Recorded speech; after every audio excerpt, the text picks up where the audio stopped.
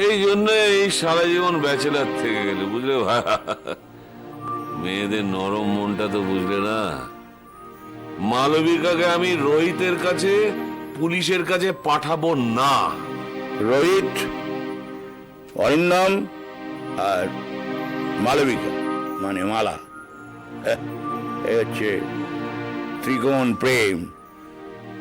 মালবিকা না, মালা, মালা হয়ে গেল মালবিকা, আবার মালবিকা হয়ে গেল মালা। কত কি হয়ে গেল।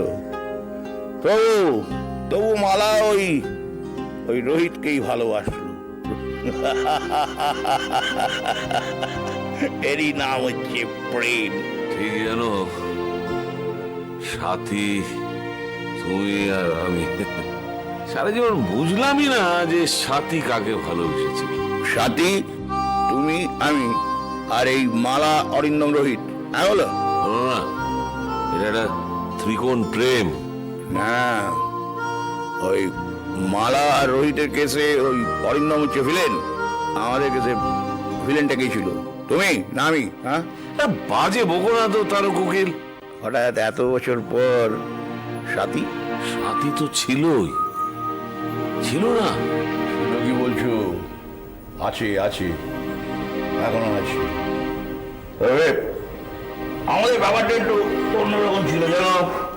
এই আমরা কিন্তু কেউ কখনো কারো ক্ষতি করিনি, কারো ক্ষতি চাইনি। কিন্তু এরা কি করছে? এই অরিন্দম সেন সে উঠে পড়ে লেগেছে রোহিতের সর্বনাশ করবার জন্য। We never did this. এসব আমরা করিনি।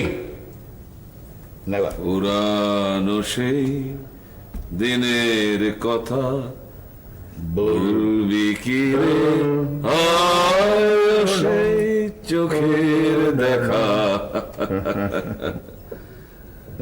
মানবিকার ভালোবাসার হাত ধরে সাথী আবার ফিরে এলো আমাদের মধ্যে। আর একটি বার আয় রে সখা, প্রাণের মাঝে আয়, মোরা সুখের দুঃখের কথা কব, প্রাণ জুড়াবে তাই। সাথী না, সাথী না, সাথী ফিরে আসেনি। মেমোরিজ, মেমোরিজ, সাথীর স্মৃতি ফিরে এসছে। স্মৃতি,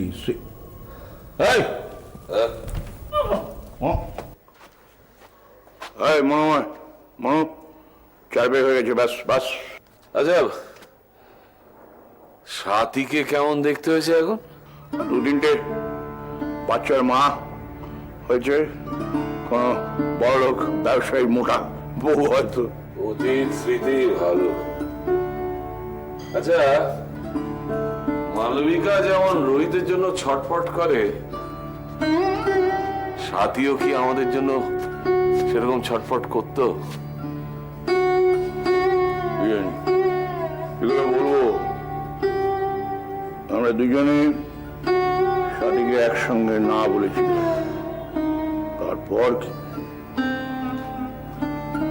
তারপর কি হয়েছে জানি না। আচ্ছা শোনো, এইসব প্রেম, ভালোবাসা, কষ্ট কি বলো দেখিনি? হ্যাঁ, ব্যস্ত ছিলাম এসব নরম নরম ফিলিং সমস্ত। দোষ সালা। আর না, দেখেছো দেখেছো মন, পাপ কখনো চাপা থাকে না। তুমি আমাকে সব খুলে বলো। তার নাম দাও আমি কিছু জানি না, তবে লোকটা মেয়ে পাচারের সঙ্গে অনেকদিন ধরে যুক্ত।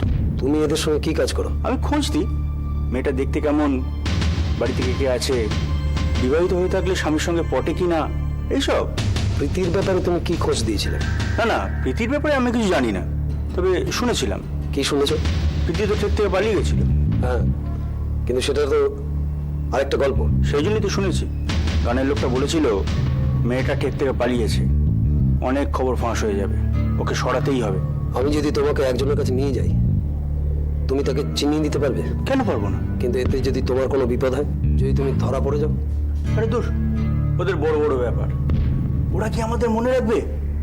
আমরা ওদের মনে রাখবো। আর তাছাড়া আমি তো তোমার বোনের ব্যাপারে সরাসরি কোনোভাবে যুক্ত ছিলাম না। মোহন,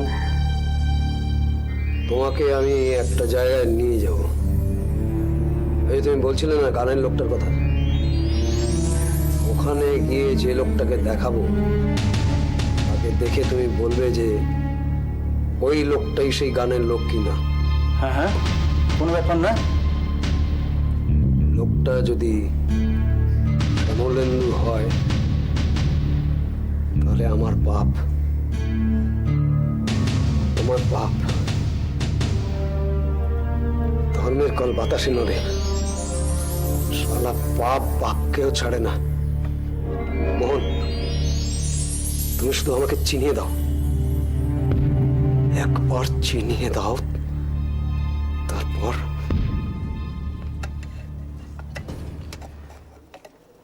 দিঘি,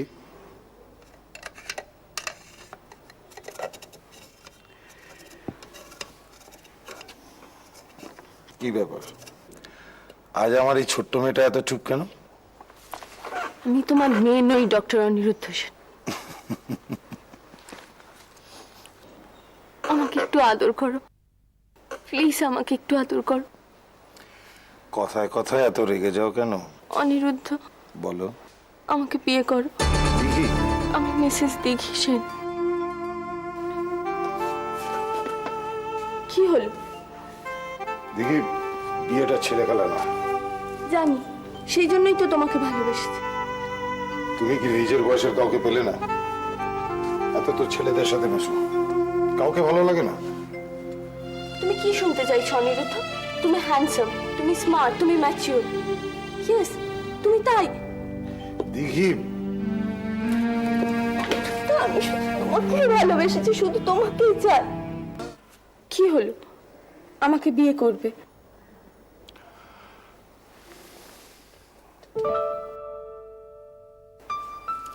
তোমার হাতে কি আছে গো? কি শান্তি লাগে, শান্তি। দিঘি, তোমাকে নিয়ে আমি কি করব? ভালোবাসবে, ভীষণ ভালোবাসবে, সেটা শেষ হলে আরো ভালোবাসবে, বুঝেছো? আর লোকে কি বলবে? বুড়ো বড়ের কচি বউ। বলো।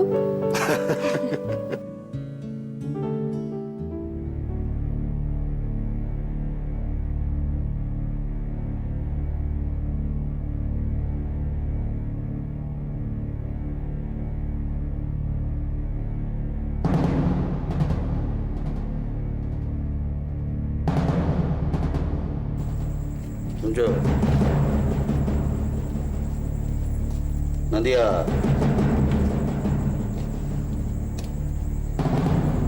আর দূর বাবা, কিছু তো বলবে। এই তখন থেকে তুমি এদিক থেকে ওদিক এমন ভাবে ঘুরছো পেন্ডুলামের মতো, আমার তো মাথার ঘুরতে ঘুরতে ব্যথা হয়ে গেল। সবসময় মস্করা করো না তো, আমার ভালো লাগে না। মালবিকাই যত নষ্টের গোড়া। বিরাট কথা বললে। এটা আমার কাছে নতুন কিছু নয়। তোমার কাছে তো কিছুই নতুন নয়।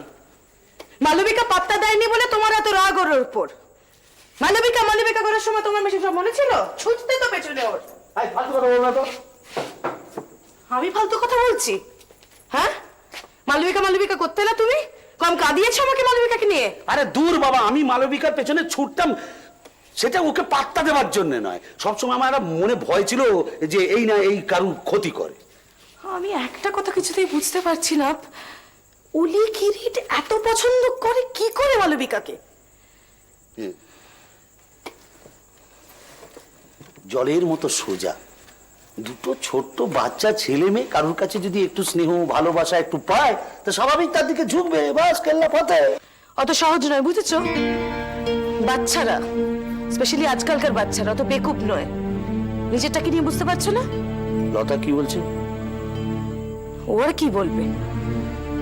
রোহিতদার বাড়িতে পড়ে আছে মুখ বুঝে, হাজার জিনিস অপছন্দ হলেও কিছু বলতে পারছে না। কিন্তু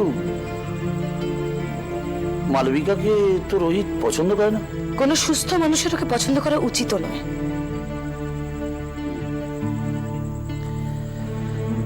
কিন্তু আমার কি মনে হয় জানো, এই অবস্থায় সব রাগ টাগ ভুলে গিয়ে আমার সিংহ মশাইয়ের কাছে ফিরে যাওয়া উচিত। কেন? কেন কি মানে, আজকে রোহিতের বিপদ, কালকে সিংহ মশাইয়ের কাছেও বিপদ ঘনিয়ে আসতে পারে। হাসুক, তাতে তোমার কি? আরে, যে লোকটার কাছে এতদিন পড়ে থাকলাম, তার পয়সা খেলাম, সে মাইনে দিল, আজকে তার বিপদে আমার কি? গলা ধাক্কা দিয়েছে সেটাও বলো।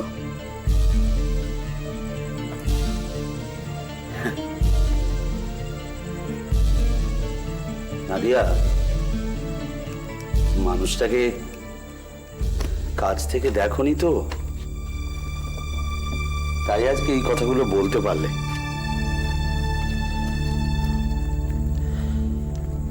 বাইরেই মানুষটা সিংহ, ভেতরটা একবারে শিশুর মতো, একটা ছোট্ট হরিণ। হরিণের শিং ধরে বসে থাকো, আমাকে বিরক্ত করছো কেন? এই, কোথায় যাচ্ছ? আমাকে ছাড়ো, আমার কাজ আছে, প্লিজ। এত রাগ করলে চলে? একটা কিছু পরামর্শ দাও। আমার পরামর্শ নিয়ে কি প্রয়োজন তোমার? বিরক্তিকর। তোমার পরামর্শই তো দরকার গো। টাকার জন্যে ঘর ছেড়েছিলাম, ভেবেছিলাম ওইটাই হয়তো সব, কিন্তু আজ বুঝেছি টাকার চেয়ে অনেক অনেক বেশি জরুরি এই ছোট্ট ঘরটা।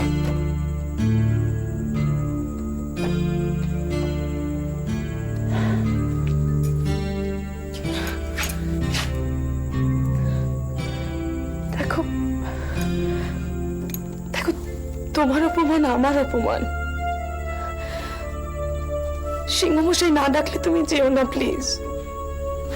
আমরা বড় লোক নই, আমরা ছাপোষা মানুষ, কিন্তু অপমান এভাবে মুখ বুঝে শোয়ে মাথা নিচু করে আমরা থাকবো না, এটা ঠিক নয়।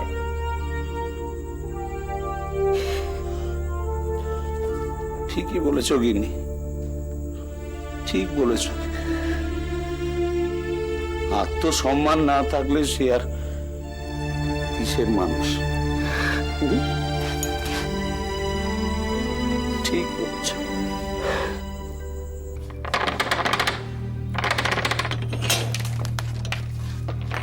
রিয়া ম্যাডাম আছেন? না, দিদি তো বাড়ি নেই। কোথায় গেছেন? তা তো বলতে পারবো না, তবে কলকাতার বাইরে গেছেন। কবে ফিরবেন? জানি না। কোনো ফোন নাম্বার, না মোবাইল? না, জানি না। আপনি এক কাজ করুন, আপনি দিন 10-15 পরে খোঁজ নিন। এক মিনিট। দেখুন, আপনাকে বললাম তো দিদির বারণ আছে কারোর সাথে কথা বলতে। আপনি এখন যান, আমি দিদি এলে বলে দেবো, পরে আসবেন। আমার নাম ভবেশ সাপুই। আমি তো বললাম দিন 10-15 পরে খোঁজ নিন। দেখুন, ম্যাডামের সঙ্গে আমার খুব দরকার, মানে খুব দরকার। উনি আমার নিজের দিদির মতো। আচ্ছা, আমি কিছু না জানলে কোথা থেকে বলবো? কোথায় গেছেন, কবে ফিরবেন, কিছু বলে যাননি? না, দিদি ওরকমই, যখন মন খারাপ লাগে কোথাও একটা চলে যান, আর দিদি যখন যান দিদিকে খুঁজেও পাওয়া যায় না। বেশ, আমি তাহলে দিন 10-15 বাদে এসে আবার না হয় খোঁজ নেব। হ্যাঁ, ঠিক আছে। এর মধ্যে যদি উনি কোনো ফোন করেন।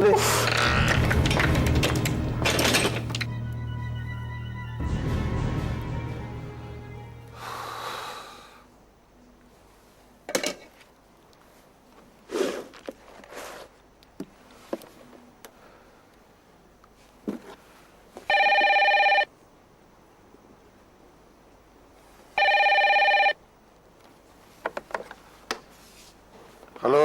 Doctor Sen, yes. আমি মালবিকা বলছি। হ্যাঁ, বলুন বলুন, কেমন আছেন? আপনার সঙ্গে আমার একটা কথা ছিল। বলুন না। একটা ভীষণ কষ্ট হচ্ছে মাথার মধ্যে, মনে হচ্ছে মাথাটা ফেটে যাবে। বেশি ভাবছেন? হ্যাঁ, প্লিজ বলবেন না যে ভাববেন না, কি না ভেবে থাকতে পারে বলুন? আচ্ছা, বলবো না, ভাবুন। তবে এমন কিছু ভাববেন না যাতে শরীর খারাপ হয়। বুকের ভেতরে একটা কষ্ট, ভীষণ কষ্ট। বলুন। Malabika, Miss Mitra, please please কাঁদবেন না। আমার ভালোবাসা আমাকে চিনতে পারছে না, কিছুতেই চিনতে পারছে না। আমারই খুনের দায় অভিযুক্ত রোহিত। রোহিত মানে তো আমার ভালোবাসা। আমি বেঁচে আছি, অথচ আমি বেঁচে নেই। দেখুন মিস মিত্র, এটা তো আপনাকে মেনে নিতে হবে। আপনি এখন মালবিকা, আর সে ছিল মালা। দুটো চেহারাই একদম আলাদা। কিন্তু কিন্তু মনটা তো এক, মনটা তো বদলায়নি। হ্যাঁ, সেটা তো সবাইকে বোঝাতে হবে, তবে আস্তে আস্তে। কিন্তু কিন্তু সময় পেরিয়ে যাচ্ছে ডক্টর সেন। অরিন্দম আমার প্রাক্তন স্বামী, যা নয় তাই করে যাচ্ছে। ইচ্ছে হচ্ছে ফোনটা রাখো না, কথা আছে। ডক্টর সেন, হ্যাঁ হ্যাঁ, বলুন মিস মিত্র, আমি শুনছি। আমি তো নিজেই নিজেকে চিনতে পারি না। সত্যি তো, অন্যরা চিনবে কেমন করে? এইভাবে সবার আড়ালে মালা একদিন সত্যি মরে যাবে। না, তা না। হ্যাঁ হ্যাঁ, মালা মরে যাবে, থেকে যাবে শুধু মালবিকা, যার এই পৃথিবীতে বাঁচার কোনো মানেই হয় না। প্লিজ মিস মিত্র, এতটা আপসেট হবেন না। আচ্ছা, আপনার নেক্সট সিটিং এর ডেটটা কবে? ফোনটা একটু রাখো না, আজকে একটা কাণ্ড হয়েছে। দিদি প্লিজ, ফর হেভেন সেক, চুপ করবে। আগামী সপ্তাহে সিটিং এর ডেট। বেশ, তাহলে আমরা তখন কথা বলবো। আপনি একটা কাজ করুন না, আপনি একটু হেঁটে আসুন না, বাড়ির বাইরে খোলা হাওয়ায় চুপচাপ হেঁটে আসুন, দেখবেন আপনার মনটা ভালো হয়ে যাবে। আপনার যখন খুশি আপনি আমাকে ফোন করতে পারবেন। ওকে ওকে মিস মিত্র, গুড নাইট। অনেক দিন তো হলো, মুক্তিটা কবে হবে? আমি এসছি, তুমি একবার দেখবে না, হাসবে না? আমি ফোনে কথা বলছিলাম, আর ফোনটা যথেষ্ট ইম্পর্টেন্ট ফোন। আমি ছাড়া আর সবকিছু তো তোমার কাছে ইম্পর্টেন্ট। দিঘি আমার পেশেন্টের ফোন ছিল, কথা বলবো না? কোথায় যাচ্ছ? তোমার ইম্পর্টেন্ট ফোনে ডিস্টার্ব করলাম, সরি। দিঘি, গুড নাইট। দিঘি।